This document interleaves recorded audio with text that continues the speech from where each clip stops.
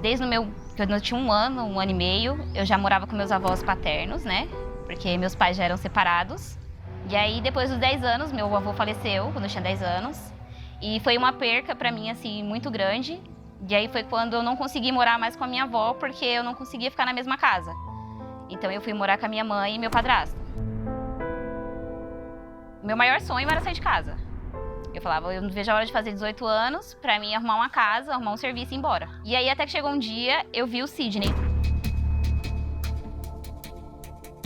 Não vi ela assim, de começo assim, como mulher, assim. Pra mim era muito nova, né? Aí foi indo, a gente começou a conversar. Aí em torno de 1 mês, assim, a gente começou a namorar. Por ele ser meu primeiro namorado, eu tinha medo de tudo.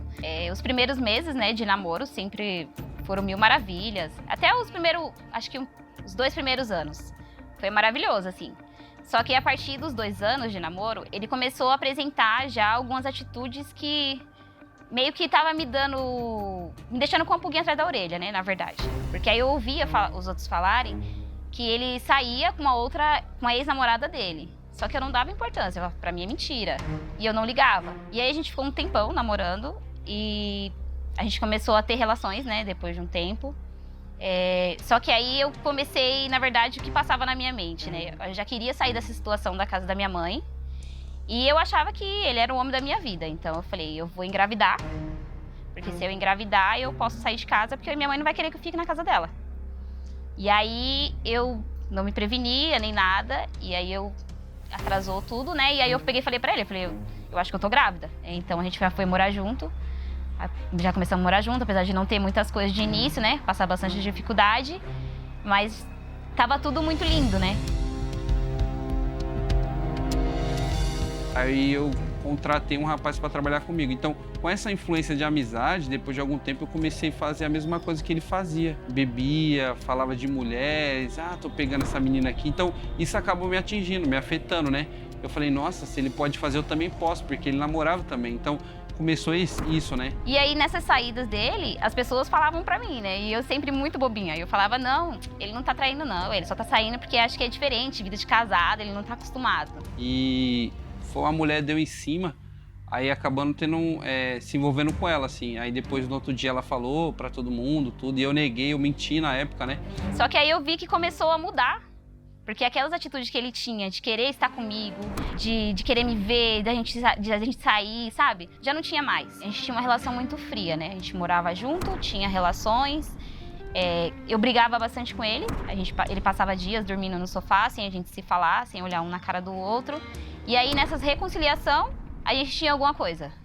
E aí, nessa alguma coisa, eu engravidei pela 2ª vez. E eu tentei me consertar, só que aí, como que não tinha chegado e a gente conversado, ficou meio que, me perdoa, tá tudo certo. Então, eu não parei de fazer aquilo que eu tava fazendo, eu continuei bebendo, continuei saindo, continuei com esse vínculo de amizade, né? Que eu não conseguia dar atenção de marido, nem de pai, né? Eu saía e deixava ela sozinha. E saía do salão e já ia pro bar e voltava pra casa de madrugada bêbado. E eu fiz o chá de bebê. E aí, nesse chá de bebê, eu convidei a minha madrasta pra estar no chá de bebê. E ela só me respondeu, não posso ir, não vou poder ir, mas obrigado pelo convite. Aí passou, ele fez, né, tava presente no chá de bebê, ele tava lá, tirou foto, desenhou na minha barriga, tudo bonitinho. Mas poucas pessoas foram. Aí minha mãe veio falar comigo, por que dessas pessoas que eu tinha convidado também não tinha ido, inclusive a minha madrasta. E aí foi quando eu descobri pela minha mãe que ele tinha me traído com a minha madrasta e por isso ela não foi. E eu neguei, eu falava que não, e acabou passando assim, e ela me perdoou. Mas eu não cheguei a pedir perdão, eu negava, eu mentia, né? Ele meio que tapeou, ficou aquilo. Só que, na verdade, eu continuei a relação porque eu não conseguia sair dela. Eu não me via capaz de sair. Eu não vou conseguir outra pessoa. E aí eu me sentia um lixo, eu me sentia incapaz, eu tinha nojo de mim. Quando ele me tocava, eu tinha nojo, mas eu continuava na relação. Eu achava que era normal porque o que eu conhecia de novo? Eu não sabia o que era bom, eu não conseguia ver. Pra mim era normal aquilo, era assim mesmo, casamento destruído, separação era normal pra mim. E aquilo me corroía, eu ia dormir, eu pensava, eu acordava, eu pensava, eu escutava uma música, eu pensava. Eu olhava, ele saía, ele ia comprar um produto pro salão, eu já falava, ele vai encontrar com alguém. ele tá me traindo. Por mais que às vezes não tivesse, pra mim ele já tava traindo. A primeira coisa que me veio na cabeça foi, eu falei, eu não vou aguentar suportar isso. Eu já tô muito machucada, isso me dói muito, então eu vou me matar.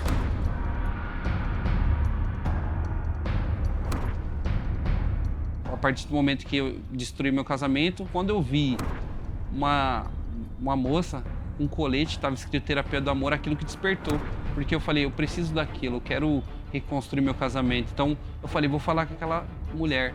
Aí eu fui, ela me explicou, eu falei, não, eu quero isso. Eu falei, vou fazer isso, vou pegar essa direção dessa palestra. Aí eu comecei a fazer as palestras. Só que enquanto ele vinha para as palestras, eu ficava em casa e eu ia beber com as minhas cunhadas. Eu falei, eu vou beber porque ele acha que ele vai me enganar, então eu vou mostrar para ele agora quem é que faz bonito. Quando eu comecei a ir, nós estávamos separados, só que morando na mesma casa, né? Porque ela não tinha perdoado ainda, né? Ela não tinha perdoado. E ela era resistente, porque eu chamava ela e ela não ia, não queria ir. Aí escutando as palestras assim, quando eu descobri que homem poderia ser fiel, aí eu falei, nossa, e eu fui escutando aquilo cada vez mais e eu fui reconhecendo tudo que eu tinha de errado, porque eu falei assim, nossa, olha como que eu sou um monstro. Mas aí quando eu escutei, que eu falei, nossa, eu preciso disso e vou fazer tudo diferente. Então, quando eu reconheci meu erro, que aí eu consegui mudar. E aí foi passando um tempo, eu comecei a notar comportamentos dele diferentes. E aí foi quando eu decidi vir conhecer as palestras. Eu escutava as coisas, mas pra mim, na minha mente, era tudo ao contrário, sabe? Falei, não, servir o homem, eu não vou servir ele. Falei, ele me trai, eu vou servir ele. Eu vou fazer as coisinhas, eu vou levar cafezinho na cama. Falei, não, eu não vou. E aí eu escutei um dia, participando das palestras, depois de um tempinho, eu escutei sobre o perdão. Que eu tinha que me perdoar primeiro. Que eu tinha que me valorizar, eu tinha que encontrar o meu valor. E aí quando eu escutei isso, pra mim parece que foi no fundo da minha alma mesmo, sabe? Foi o que entrou em mim. E aí eu falei, como que eu vou perdoar? E aí eu tinha que falar o nome da pessoa de quem eu perdoava. E aí acho que o primeiro nome que eu falei foi o meu nome. Carregava um peso dentro de mim, um peso nas minhas costas, assim, e nesse momento parece que esse peso saiu. E aí a gente começou a lutar junto, vindo nas palestras, eu comecei a ouvir, mas não só ouvir, eu comecei a praticar também tudo aquilo que eu estava ouvindo. E aí a gente vindo nas palestras, a gente morava junto já tinha 10 anos, né, morando juntos. E aí eu sempre falava pra ele de casamento, vamos casar, vamos casar. E aí ele falava pra mim, ah não, casamento é contrato de compra e venda.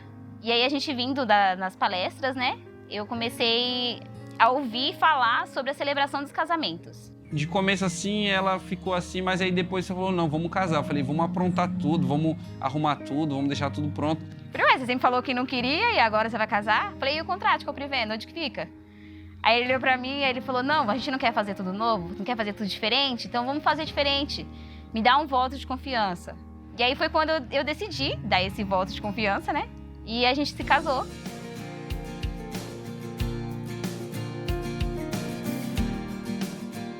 Hoje, eu não preciso de amizade lá fora, eu não preciso de pessoas me influenciando.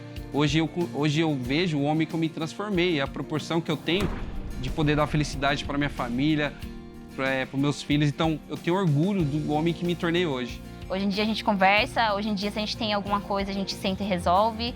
Hoje em dia a gente quer estar mais junto, a gente faz as coisas sempre trocando um com o outro, não é mais aquele individualismo.